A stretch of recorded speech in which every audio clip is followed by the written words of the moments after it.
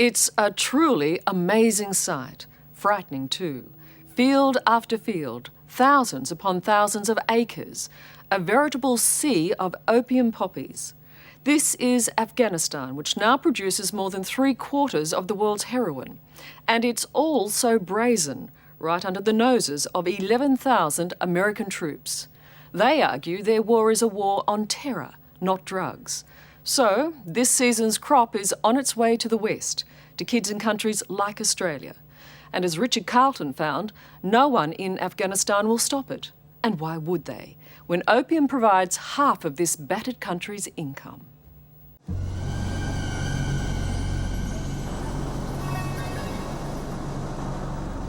Most passengers on my flight to Kabul were returning emigres and refugees. But I was coming to see the green fields below, fields full of poppies.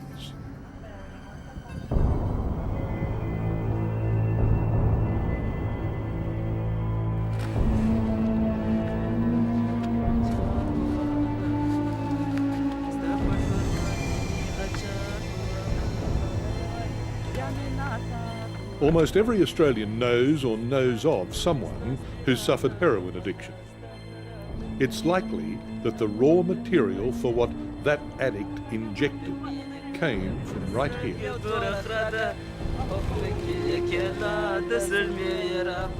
What's astonishing is that it's so open.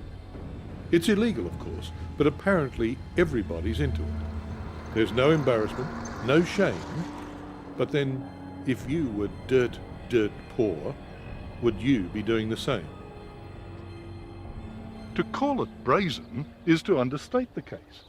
On one side, 20 acres of irrigated wheat. The other side of the irrigation channel, 100 acres of irrigated opium poppy. 3 or 4 kilometres over there, Kandahar, the second city of Afghanistan. And you see where those trucks are running over there? That's the main highway to Quetta in Pakistan.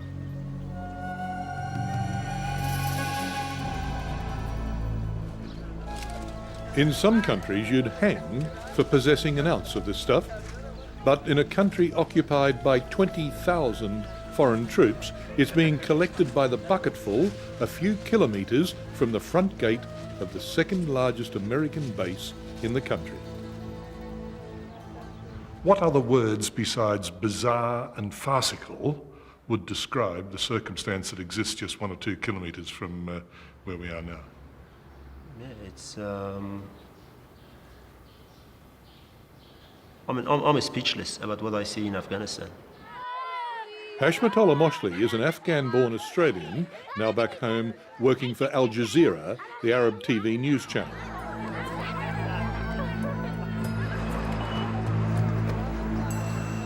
He's based here in Kandahar, the spiritual homeland of the Taliban, that regime that persecuted women, harboured bin Laden, and very successfully suppressed opium production.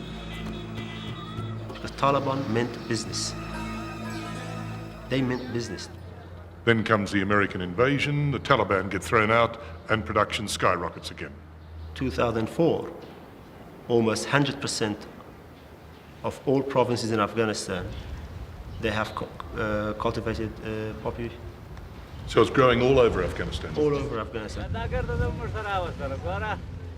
These poppies are not unlike you might grow at home. I mean, towards the end of the season, the petals wilt and what's left behind is a seed pod. You take a mature seed pod and inside, the poppy seed. But opium's in a different matter.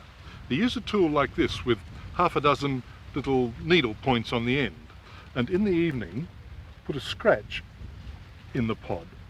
It bleeds that milk immediately, and then they leave it overnight to congeal and come back in the morning with this tool and scrape it off. It could not be more simple. Raw opium. What happens next is largely hidden from view, but we persuaded one grower to show us the next stage on the route from poppy farm to the arm of the addict. Behind mud walls, this man is preparing a small shipment he says he'll smuggle to Iran. I take it to another dealer, and he'll turn it into powder, into heroin. 4 kilos go inside the spare tyre and another 4 in a wheat bag. 3/4 of the world's opium is grown here in Afghanistan and distributed this way. Have you ever seen a heroin addict? Yes, I have seen, and I felt very sad for them. This producer cum smuggler has a family of 10 to care for. He'll make $2,000 from this year's crop, enough, he says, to feed them for a year. What the vermin, the traffickers down the line, make is anybody's guess.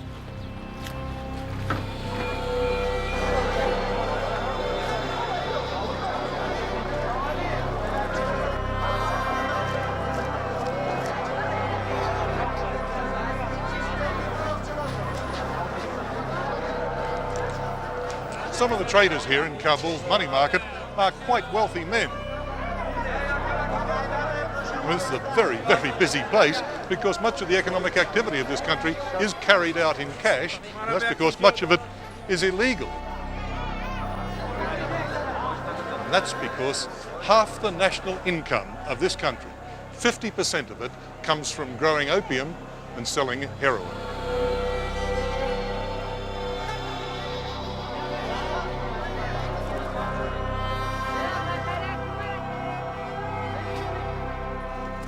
Wheat sells for 20 cents per kilogram, and opium poppy sells for 250 to 350 US dollars per kilogram. So what would you grow if you were in their position? The opium trade has the 11,000 American forces here in a terrible bind. Tonight these troops are to set up some VCPs, vehicle checkpoints. They're to look for weapons, but their orders are, if they chance upon opium, they're simply to confiscate it. David Sedney is the Deputy American Ambassador in Afghanistan. I just couldn't believe my eyes down in Kandahar with the convoys of American soldiers going down the highway, poppies on both sides. I mean, they could stop, hop out, pull them out and solve half the problem. Well, I can understand your sense of irony about it, but our troops are here for one reason, which is to defeat the terrorists, to defeat the Taliban and the Al-Qaeda. If they were to jump out and start pulling up the poppy, the farmers would just replant it, and they would probably replant even more. The Afghans are doing what the Americans don't.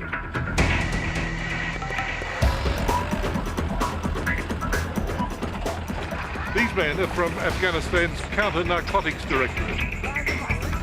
Their job is to eliminate the poppy crop.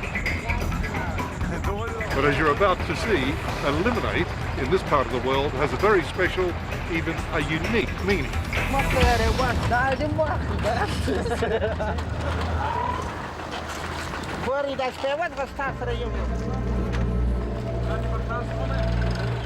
Their orders are to destroy crops by ploughing them in. Well, some of them at least. The tractors here are flattening part of an enormous crop, and it looks mightily impressive. But in reality, after ploughing in just a fraction of each farmer's field, they were on their way.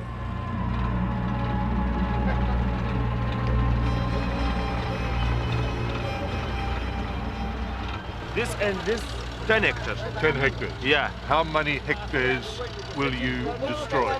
5 hectares. 5. Yes, And you will leave him 5 for his family. yes, yes.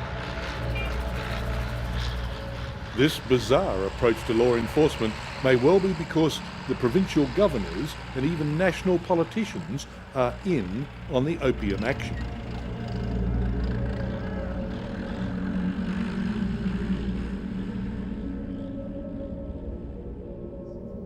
It's top-level corruption that even the Foreign Minister, Dr. Abdullah, can't ignore.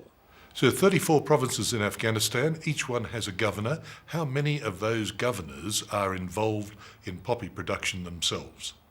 I wouldn't be categoric in denying the fact. It is possible that authorities, government authorities, are involved. It is a very profitable business, but it has to be dealt with. If opium production was stamped out, what semblance of an economy there is here would simply evaporate.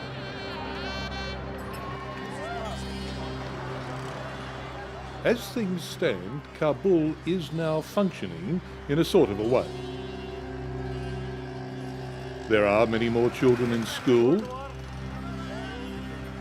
Some construction is going on.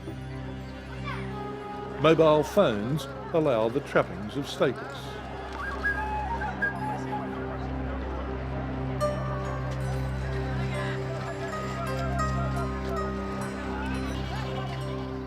But outside the capital, the writ of the warlord still runs, just as it did in the days of the Taliban.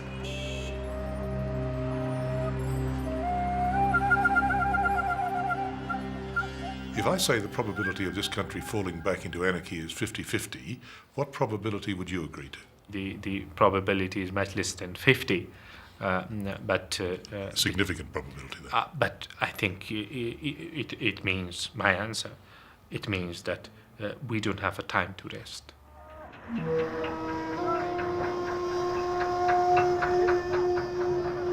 Afghans have been fighting a war of one sort or another continuously since 1980. They've fought the Russians, they've fought amongst themselves, and for the moment they're fighting with the Americans. But the current crop of Afghan soldiers seems well short of battle ready. The fact is that without American troops on the ground here, Afghanistan would revert to chaos and the Taliban would be back in moments. The soldiers on the vehicle checkpoints are keenly aware of the danger they face. Yes, it is. It's very dangerous. Because the next little village on this highway up there is still got elements of Taliban in it, hasn't it? Yes, this whole stretch right here east of Kandahar City is. A hidden weapon would lead to arrest, interrogation, and maybe information. That could lead to Osama bin Laden. That's why this is being done. Don't make this hard for me. I don't want to do it. All right. It's degrading for everyone, and some soldiers try to make light of it. You don't know where he's at, bin Laden? Osama. Tall guy. He don't know. You don't know nothing. Just want to find him so I can go home. Almost 2.5 years since the invasion, sir. How much longer before an American can come here, stand tall, and say, mission accomplished? The mission here in Afghanistan is not one where there's an end date, it's an end state. But overall, Afghanistan is succeeding. We're investing in success here, not just the United States, but the rest of the international community.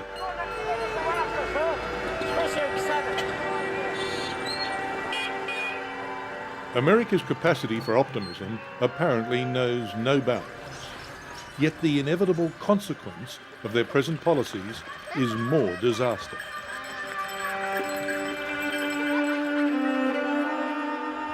And if you doubt that conclusion, then look into the eyes of the next addict you see on the streets of Australia.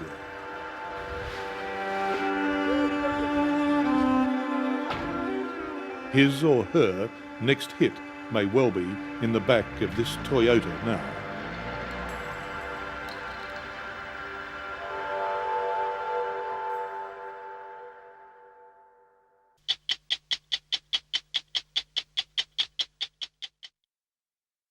Hello, I'm Liz Hayes. Thanks for watching 60 Minutes Australia.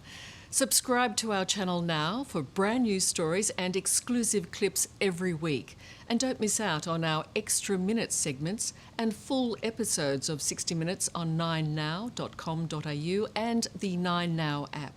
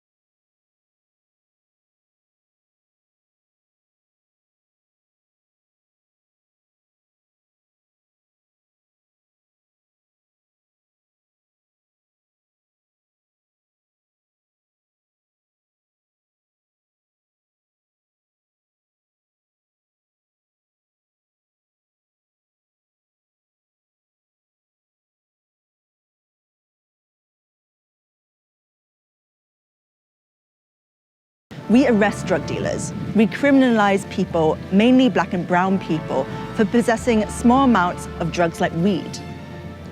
We do this because drugs are bad. Unless, of course, it's your government that's dealing the drugs. Like that time the British Empire got China hooked on opium. Empires of Dirt, a show about Europeans getting rich at the expense of everyone else.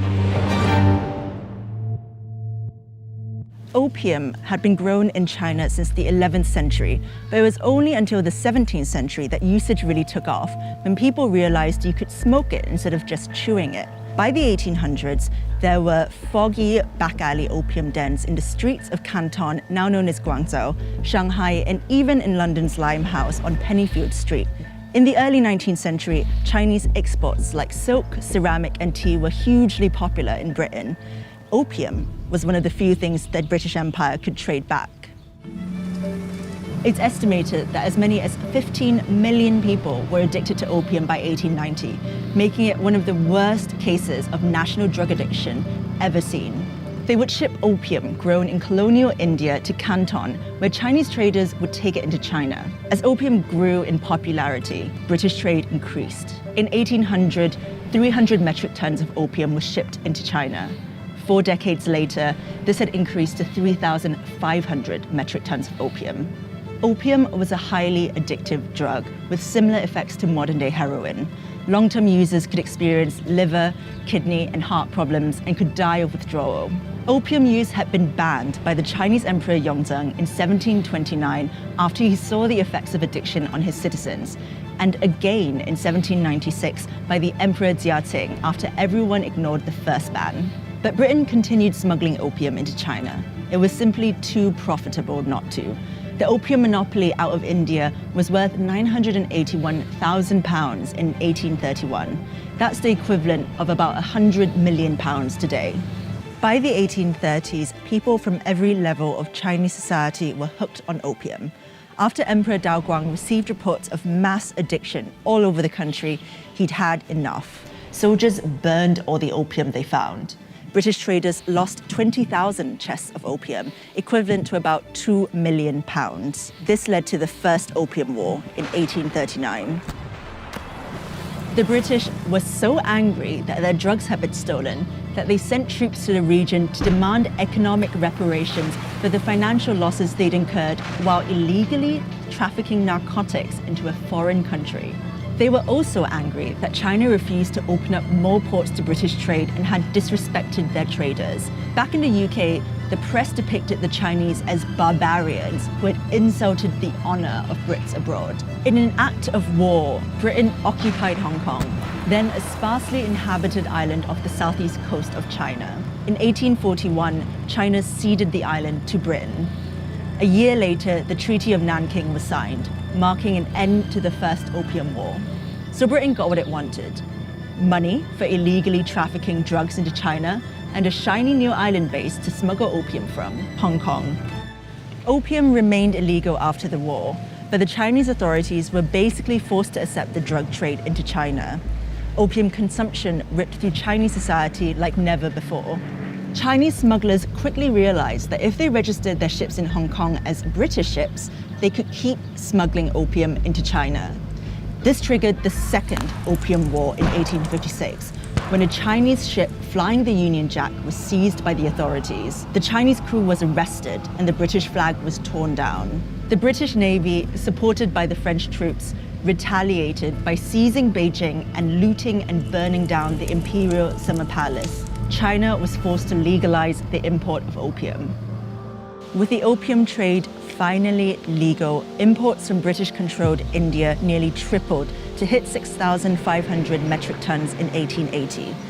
Fed up with the British running drugs into their country, the Chinese authorities decided that if you couldn't beat them, you might as well join them. By around 1915, moral and political opposition to the drug trade had grown. Britain stopped importing opium to China. It simply wasn't profitable anymore. It's hard to quantify the scale of the misery that Britain caused in China, or the mess they left behind.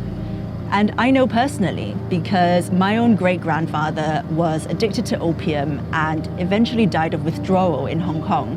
and it's something my family still talks about all the time. The British Empire were one of the biggest drug pushers in history, but hardly anyone in the UK knows what we did in China. Pablo Escobar, he's got nothing on the British Empire.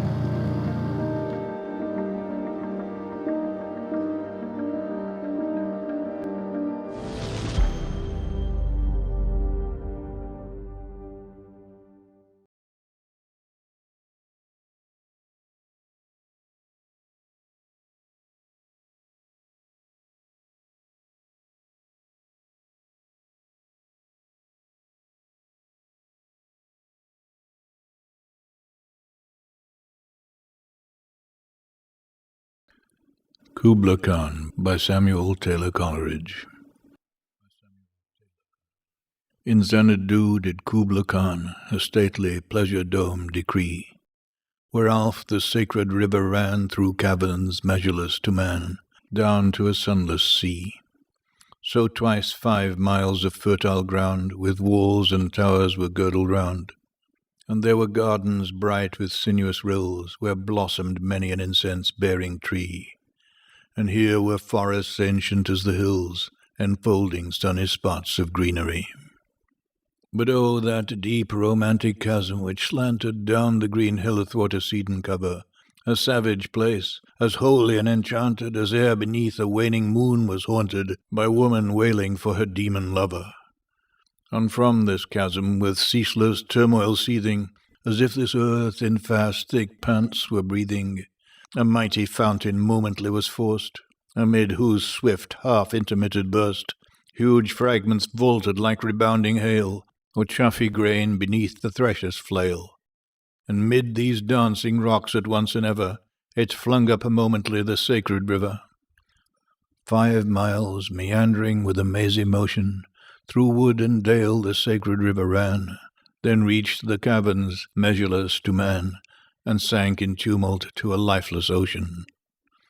And mid this tumult Kubla heard from far ancestral voices prophesying war. The shadow of the dome of pleasure floated midway on the waves, where was heard the mingled measure from the fountain and the caves. It was a miracle of rare device, a sunny pleasure dome with caves of ice. A damsel with a dulcimer, in a vision once I saw. It was an Abyssinian maid, and on her dulcimer she played, singing of Mount Abara.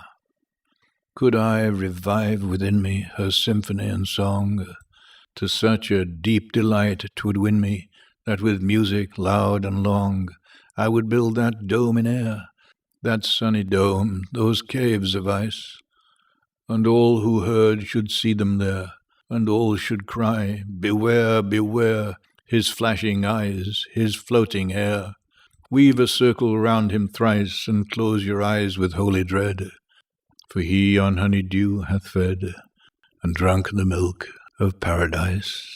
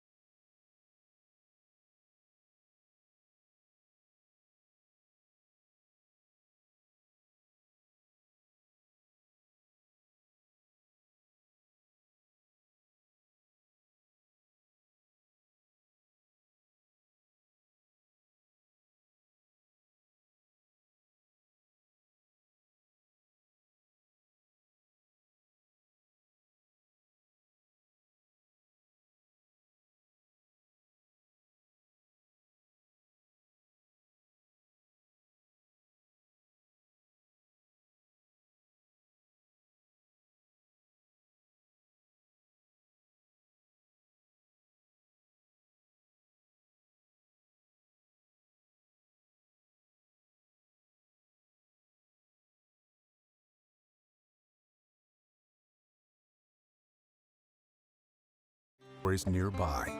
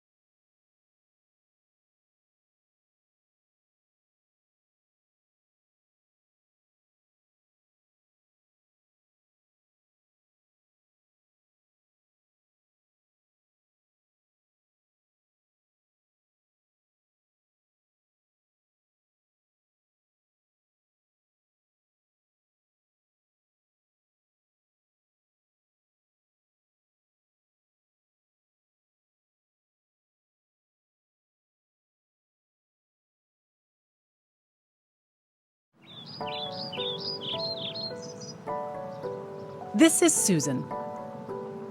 Susan loves to bike.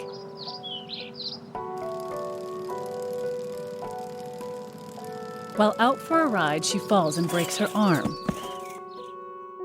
Special cells called neurons send a signal through the spinal cord to the brain, which interprets the signal as pain. Susan understands the pain means she needs to go to the hospital, and her body is equipped for survival, helping her not to panic so she can seek help. Many of her neurons are covered in proteins called opioid receptors. These receptors act like a brake to slow down the neuron's ability to send pain signals. When injured, her body releases natural painkillers called endorphins. Like a key in a lock, endorphins activate opioid receptors, slowing down the pain signal and preventing a panic. Susan gets treated for the broken bone, but 3 months later, her arm still hurts. And now that pain is making her feel depressed and anxious. So her doctor prescribes an opioid painkiller. There are many different opioids, but they all share a chemical similarity to our own endorphins. This allows them to bind to the same opioid receptors and stop pain signals. But that's not all they do. Deep inside Susan's brain is a region called the ventral tegmental area, or VTA for short. The VTA is full of neurons that produce a chemical called dopamine. When something good happens, dopamine is released, giving Susan a feeling of pleasure. This helps teach her brain to keep seeking out good things.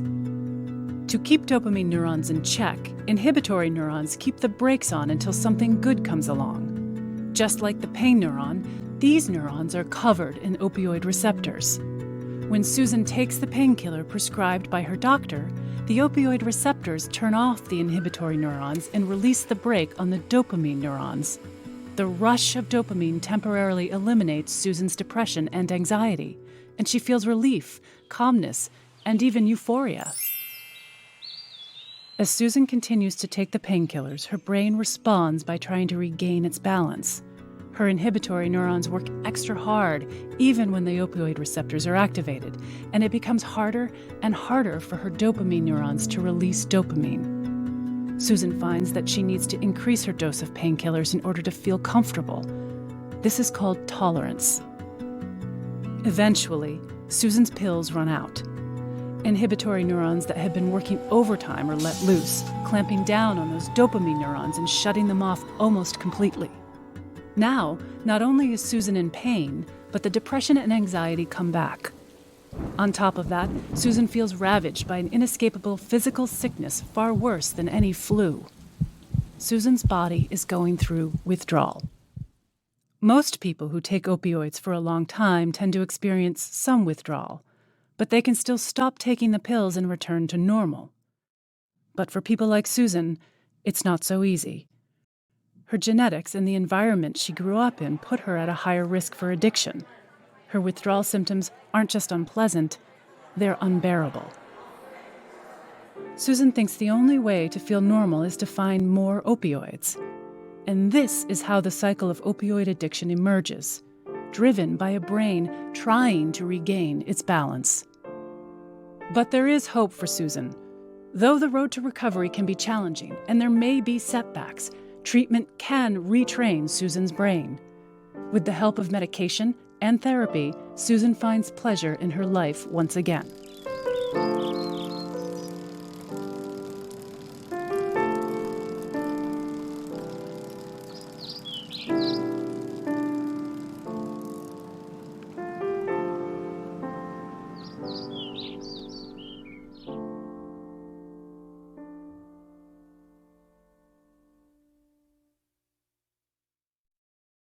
I caught you knocking at my cellar door.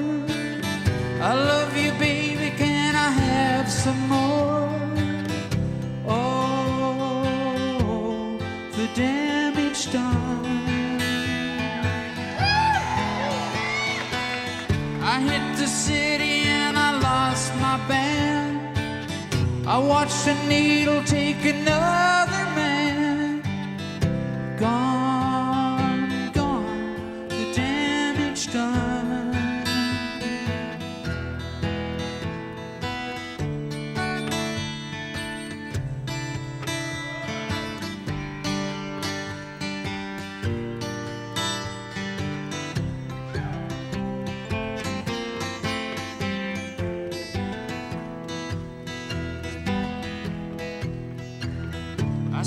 song because I love the man.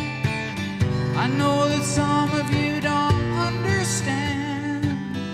Milk blood to keep from running out.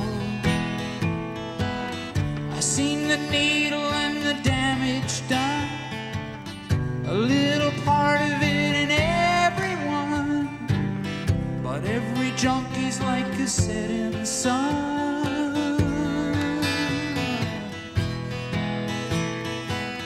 I seen the needle and the damage done, a little part of it in everyone. Every junkie's like a setting sun.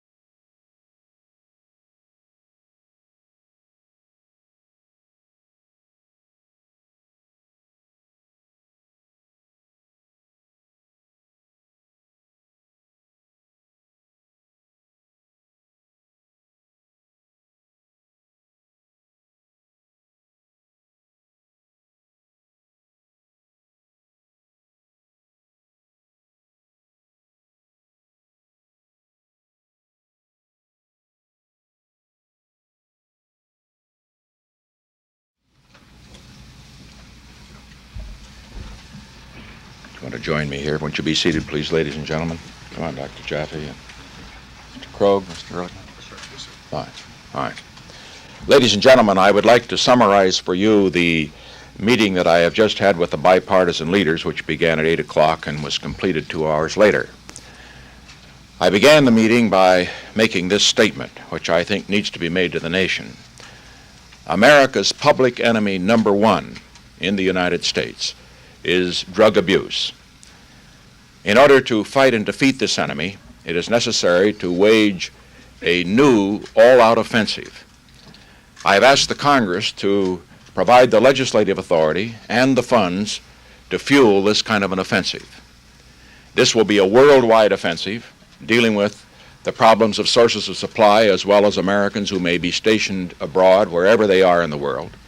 It will be government-wide, pulling together the 9 different fragmented areas within the government in which this problem is now being handled. And it will be nationwide in terms of a new educational program that we trust will result from the discussions that we have had. With regard to this offensive, it is necessary first to have a new organization. And the new organization will be within the White House. Dr. Jaffe, who will be one of the briefers here today, will be the man directly responsible. He will report directly to me. And he will have the responsibility to take all of the government agencies, 9, that deal with the problems of rehabilitation, in which his primary responsibilities will be research and education, and see that they work not at cross purposes, but work together in dealing with the problem. If we're going to have a successful offensive, we need more money. Consequently, I'm asking the Congress for $155 million in new funds, which will bring the total amount this year in the budget for drug abuse, both in enforcement and treatment, to over $350 million. As far as the new money is concerned, incidentally, I have made it clear to the leaders that if this is not enough, if more can be used, if Dr. Jaffe, after studying this problem, finds that we can use more, more will be provided. In order to defeat this enemy, which is causing such great concern, and correctly so, to so many American families, money will be provided to the extent that it is necessary and to the extent that it will be useful. And finally, in order for this program to be effective, it is necessary that it be conducted on a basis in which the American people all join in it. That's why the meeting was bipartisan. Bipartisan because we needed the support of the Congress, but bipartisan because we needed the leadership of members of the Congress in this field. Fundamentally, it is essential for the American people to be alerted to this danger, to recognize that it is a danger that will not pass with the passing of the war in Vietnam, which has brought to our attention the fact that a number of young Americans have become addicts as they serve abroad, whether in Vietnam or Europe or other places. Because the problem existed before we became involved in Vietnam, it will continue to exist afterwards, and that is why this offensive deals with the problem there in Europe, but will then go on to deal with the problem throughout America. One final word with regard to presidential responsibility in this respect. I very much hesitate always to bring some new responsibility into the White House because there are so many here, and I believe in delegating those responsibilities to the departments. But I consider this problem so urgent. I also found that it was scattered so much throughout the government with so much conflict without coordination that it had to be brought into the White House, and consequently I have brought Dr. Jaffe into the White House directly reporting to me so that we have not only the responsibility but the authority to see that we wage this offensive effectively and in a coordinated way. The briefing team will now be ready to answer any questions on the technical details of the program.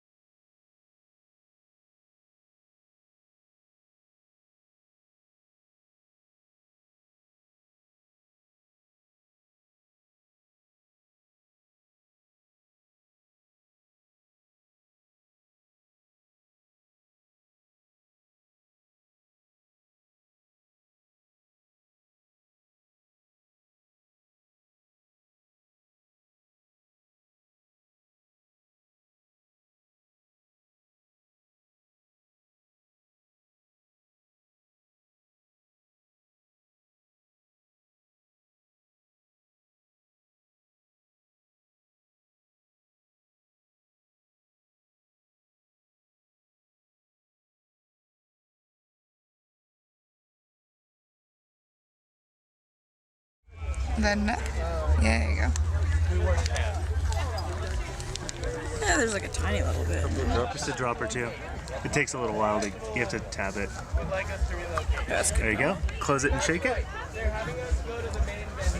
Yellow. So what is that? Bath salts. Okay, let's not take bath salts. Oh, we just wasted like $100. I'm fine with that. I'd rather not take bath salts. Yeah, that's so Great, thank you. I feel like this was worth our time. Yeah.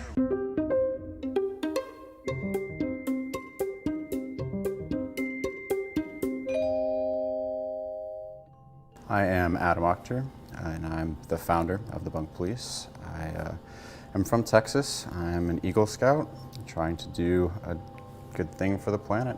It's a company that distributes test kits so people can make sure that their drugs are what they intend to take and not something that's going to kill them. They're really easy. You just take a little bit of your substance, put it into a test tube, add a little bit of liquid, it changes colors, and you match it to a chart. That's it. I would say overall, at the majority of US music festivals, we're looking at more than 50% are not pure, and that's a conservative estimate. And by not pure, I mean that they've been cut with something. We have all kinds of different reactions from people purchasing these kits. The vast majority are just surprised when they find out that it's not. They're angry, confused. I just can't understand how somebody would make that decision knowing that it's not safe and then continuing down that path. We do deal with dealers relatively often as well, and usually they're much more receptive. I've watched a dealer take $10,000 worth of product and just throw it into a porta-john. Detroit. What the and some white sass. Some more white sass. Some more moon rocks. This is a little bit different. It's from Germany. You gotta let me get some of this.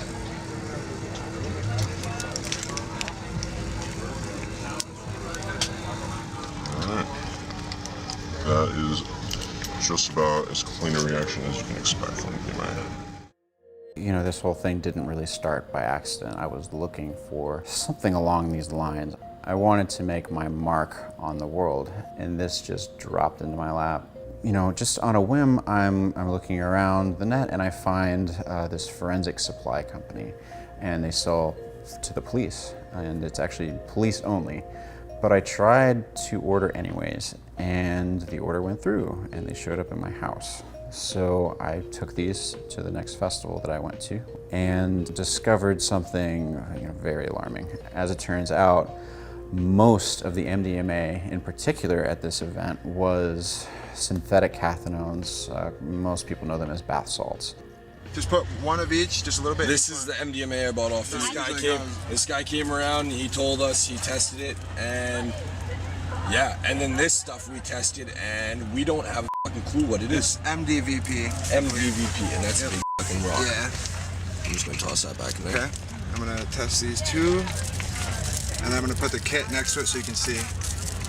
Okay, that is bath salts. You can see it's fizzing yellow. If you look at this, all yellow is bath salts. This is clear and is fizzing up, which means it doesn't even register on here. No one even knows what it is. It could be MDVP, it could be a number of things. And these are being sold as MDMA. Yeah. Yep. Beyond noticing the problem, I also noticed that there was a huge demand for them. People were lining up all day into the night trying to get these things, and I only had a certain amount, and I went through them really quickly. So I continued going to music festivals, purchased thousands of additional kits, and did testing for free. People would give me donations, but I was just losing a ton of money every single event. Well, I ran into a chemist, and she is just rock star, works at a huge government lab, and she was like, these things are not that difficult to make. What you should do is you should find all of the patents for the police supply ones. We'll see how to reverse engineer them and tweak them so that we're not violating those products or those patents, and we'll release our own. Oh, it's just been exponential since then. Originally I just wanted to have one test kit. We now have 8, plus our thin layer chromatography system for mixed substances.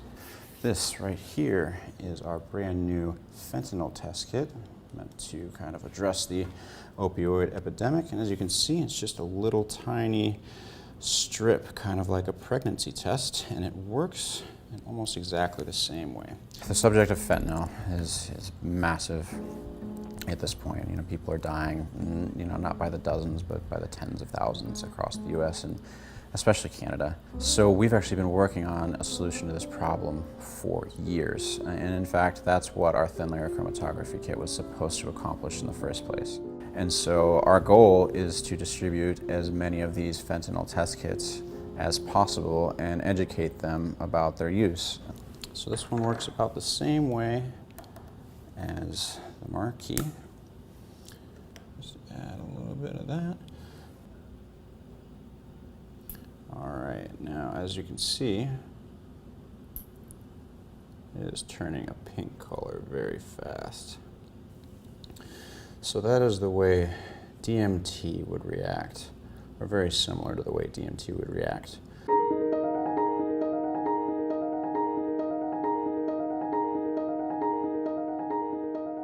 At first we had all of our substances up in Belgium, about 120 of them. And we realized that the person that had them was developing a drug problem. So we needed to immediately fly out there, get them, and then bring them elsewhere down to Spain. Now you can imagine trying to smuggle 100 and some odd different samples of illegal drugs across, you know, through Belgium, across the Belgium-France border, through all of France, across the France-Spain border, and then all the way over to Catalonia. I mean, it was nerve-wracking. I mean, yeah, and I was actually thoroughly inspected by passport control at one point, and they could tell that I was nervous, and I somehow managed to play it off before they got into my bags. Did not use any of these substances, just in case people were wondering.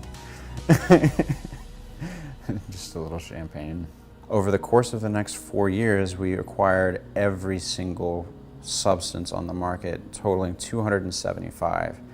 And that was an immense undertaking. That's not just 275 orders from a sketchy website. That's tracking down the guy that is actually manufacturing it in the country that he's in, convincing him, you know, that we need to have the most up-to-date substances that he's producing so that we can be ahead of the curve. The market is just flooded with these things, and many of them are not very effective, and many of them are not safe whatsoever. Every week, you know, we're seeing a couple more. There are some periods that we've gone through where there will be dozens that'll come out in the same week.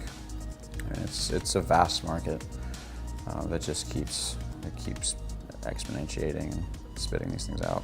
We really are already hitting the demographic that we had originally gone out to appeal to. But there are so many other people in subcultures that we haven't been able to appeal to yet. You know, that there are your gutter punks that are taking meth. You know, there's your CEOs that are doing a bunch of cocaine. You know, like also, you know, the guy shooting up heroin on the side of the street. Like, we're trying to reach all of these people. It's just figuring out how. You can even just scrape together the powder. Yeah.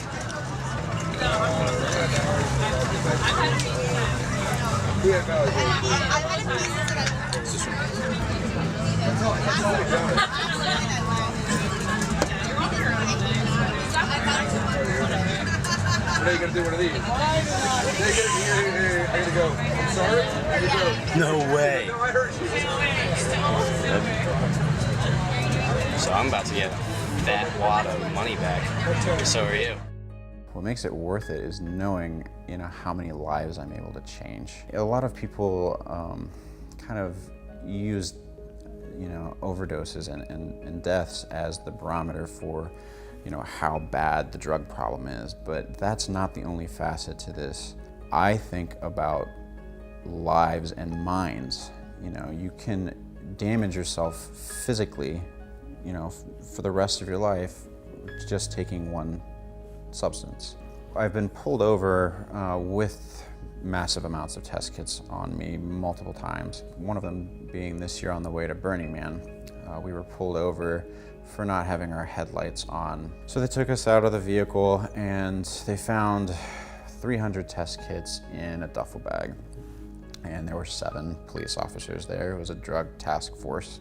They had a drug dog and the whole 9 yards. They actually just kind of crowded everybody around and were like laughing and showing each other this thing. And apparently they've been very common, you know, which makes me happy because, you know, our product's getting out there. And it's not just us anymore. We have 35 different competitors worldwide. So, you know, we've spurred an industry, or we've helped spur an industry. So they are federally legal. They're certainly legal in every sense in Europe and many, many other countries. They're also legal in 13 states here in the US. The other 37 states have paraphernalia laws that vary widely, and most of them have not been updated since the 80s or 90s. And that's one of the main reasons why we moved to Slovenia. What we do is not only legal, but encouraged by the government. You know, in Slovenia, you can bring your bag of drugs to a brick and mortar facility, have them evaluate it, and they'll give it back to you and give you as much information as they can about how to use it safely. You know, we're not able to keep drugs out of solitary confinement in a federal penitentiary. You know, how are we ever going to keep it out of a club or a music festival or off of the streets? It's just impossible. We need to put the best minds in the industry on this and figure out what a better plan would be, because people are dying. Ideally, I would very much like to have you know, our simple products in the same sort of vending machines that you'd find condoms in, or, you know, whatever else in bathrooms at clubs. You know, and I don't see any reason why these sort of things can't be offered by, say, the clinic at colleges or something like that. That's where I see it going. And of course, they need to be in every smoke shop in the US and internationally. They're very important, and, you know, I'd say more important than anything else they're selling in a place like that. It's necessary. At this point, I think I have had the impact that I wanted to have on the world. I think I can be confident that I've changed lives, and maybe, hopefully, I have saved 1 or 2, you know, along the way.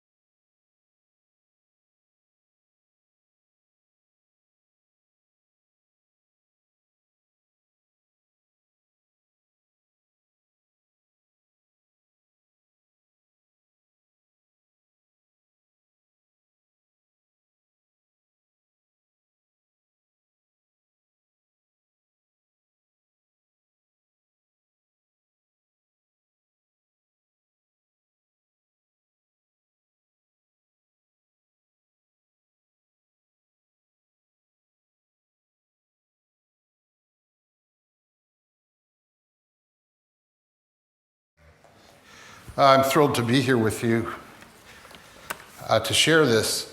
This is something we've been doing for 22 years in the Chicago Recovery Alliance. It's an honor to share this because it has such a role in saving lives. As our physician in Syria, we're having a huge loss of life here in the United States, and right here in Cook County. Over 1,000 people died last year. And the number one cause of accidental death in the United States last year was overdose. And I should add, each one likely was very preventable if we had just took a look at what we're not looking at regarding drug use. Usually the thing that people have the hardest time appreciating is that our species is an intoxicating species. Does that make sense to people in this room? So we accept that and we move forward. As far as lethality, the number one cause of accidental death, again, is drug overdose, and that'll likely be true this year as well. But interestingly enough, not only is it ahead of car accidents and handgun violence, but also it's greater now than HIV or AIDS was, killing people in the mid-90s. There is very little that we have been doing to stop it when we could have. This is where the insanity comes into play. Another way of describing insanity is stigma and discrimination. I think we've heard that from some of our other speakers. It's just crazy, and there's a price to pay for it. I think that's the lesson here. What I want to do is let you know where this has crept into things and where we often have sat silent while this has happened, to the great detriment of many of us. The other feature of this I need you to understand is about potency, and that is, in a particular quantity of something, it's either stronger or less strong. For instance, opium is the beginning point of a lot of natural opioids, and when it was making its way to heroin in the illicit drug market in Chicago, where there is no quality control, the range was from somewhere around 0 to 10 in potency and power. Now that range is from 0 to 10,000. And again, no quality control, no ability to tell the difference between those things. So you can see the risk of overdose is much, much greater. We talk about saying no to drugs. Nancy Reagan's cure-all answer to this. And there's some people that say no to drugs, or the war on drugs, ending the war on drugs, I'm sorry. But the purpose of it is it meets many people's needs. One way of looking at it economically is the US is simply driving up price supports and supporting these industries, and has been for a long time. The question we all have to ask is, has this helped? Has this approach been effective? Or has it led us to where we are today? My daughter is 14, and this is her book this year on drug education. Now, as you look at this, as an 8th grader, would you say, this is inspiring education, knowledge, understanding, hope, ending stigma, discrimination, or maybe just about the opposite of those? Add a fear and worry to the mix. That dog could be very nice. And at least there's one locker open to hide in. But this is basically what we've done. We have, since the Richard Nixon era, we began incarcerating huge numbers of our population. I wonder how many of you know that the United States is the number one incarcerator by rate of any country in the world. More so than Russia, more so than other totalitarian regimes. And it's also, drug laws from the very beginning have had a racist theme to them. People in Illinois, in a Human Rights Watch report in 2000, Illinois incarcerates African American and Latino men and women by 57 times greater rate than Caucasians, despite equal levels of drug use. So and then if you look at what caused a lot of these drug laws to be created, you'll see the the racist intentions, outright racist claims. So it's with regards to saying, no, it truly is a possibility if we can manage pain differently. Well, what does it take to manage pain differently? It takes more time. Generally, it takes more thoughtfulness, takes more effort on the part of the patient and the practitioner, the medical person. So, and the other thing is, will insurance companies pay for this? Generally, the answer has been no. Well, if you give, this is makes a lot of sense. If someone has a toothache, you give them enough pills for the toothache, pain to subside. Maybe that's 3 to 5 days worth instead of 90 days worth. And finally, you acknowledge that our species is an intoxicating one, and you try to increase the opportunity for healthier intoxication versus more dangerous intoxication. In this case, cannabis. No one has ever died from cannabis intoxication, except that one case where a ton of cannabis fell on some guy at the shipping dock. So we treat doctors and other medical providers in a very disrespectful way. We give them a responsibility, and they've been blamed, they've been stigmatized, they've been discriminated against because of their conduit to opioids. There have been physicians that are serving time in prison now for decades because of this. And we don't even allow them to practice the most scientifically based, effective treatments for opioid abuse and addiction. So to blame them for it, to me, seems highly hypocritical. One way that we might see this in history is the Supreme Court. They decided that it wasn't a legitimate practice of medicine for a medical provider to make his or her patient feel more comfortable. This was 100 years ago. This has been cited as a precedent as recently as 1986, so it's not exactly the too distant past. But we act as if this is the current situation. Again, physicians cannot practice that. They can practice something we call prescription drug monitoring programs. And what that is basically you, your healthcare provider, and a police officer in the room. You may not see the police officer. They may just wait till the information is entered in the data about controlled substances. And then they can look at it. They can make decisions about what you do and don't do, what the prescriber does and doesn't do because of that. And how many people knew this program existed? Now in all 50 states. This is the number one recommendation of the American Medical Association to deal with the overdose pandemic. Well, let's see how it works. I like to call it pressing docs to be malevolent towards their patients. If I go to see a healthcare worker and I'm in pain, I want that doctor to help me with the pain. If they don't, to fight, take one for the team, they can go to hell. So let me explain a little bit what this has done. Again, we've put a lot of effort into it, a lot of effort of all kinds. And so here we have, again, all 50 states. Around 10 years ago, this rate of prescription opioids causing death started to drop. Well, that's a good thing. We know that prescription drug monitoring programs lessen the amount of milligrams of opioid in the community. So that's a good thing, right?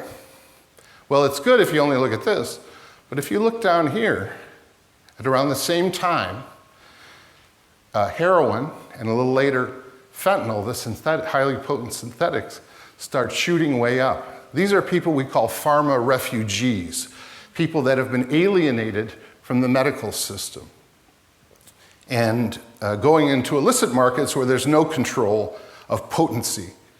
And I'll give you an idea just how different in potency this is. Here is potentially an overdose amount of heroin. This is an overdosing amount of fentanyl, and this is an overdosing amount of the most powerful fentanyl, and that is called carfentanil. It's also known as an big animal tranquilizer. So it's very, very difficult to tell the difference. One answer has been to develop places where people can use with someone watching their back. These are called safer consumption spaces. We have them in Canada, we have them in Europe, Australia. There are millions, have been millions of injections in these places, or drug uses. There has never been an overdose. So this is something that works really well. We have something called the crack house statutes in the United States that potentially, if we set up one of these in Chicago, the federal government could seize our entire building, the fact that we did this. So we have to act to overcome that stigma and insanity. That crack house statute has never really helped anybody, but here it is associated with lethality. We have two highly effective treatments for overdose, preventatives of overdose. One is called methadone treatment, and the other is buprenorphine treatment. For opioid addictions, there is no better treatment than these things. These help people regain their lives, get stability, reduce infectious disease, reduce crime involvement, increase vocational and social adaptation. They do all these things and they build a protective tolerance against overdose. 90% of the demand for this is unmet in Illinois. Why? Because physicians cannot do this, even if they wrote every book on addiction ever written. They cannot, in private practice, use methadone for treatment of addiction. Buprenorphine is so couched in bureaucracy that of 100 physicians eligible for it, only 3 have waded through that bureaucracy. Of those 3, 1 isn't using it at all, and 2 have an average caseload of 13 people when they could have 275 people in their program. So they're just not doing it. Why do we control buprenorphine when you can operate on as many brains as you want?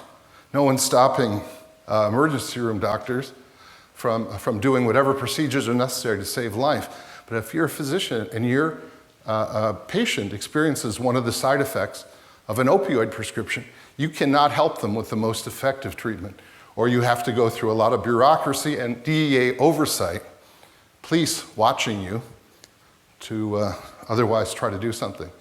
So what we have done, I show it as this, is start 25 years after it hit the market, we started giving people naloxone in the same way that severely allergic people get epinephrine to use for a life-threatening exposure to an allergen. We have naloxone. Now, you may see the relative expense of these things. This one is what's called a self-injector, an auto-injector. This is an intranasal injector. Both of those are the only ones that have hit the market in any degree, and both are wickedly expensive. This is fractions of that in cost, and this is just about the same as this, actually. So many people cannot buy that. CVS, the Surgeon General just said he thought everyone should have naloxone. We agree, but if it's $95,000 to $4,000, is everyone going to have it? And we're funded in Chicago, after doing this for 22 years, a year and a half ago, we received our first funding to address this. And you can get this at any of our outreach sites.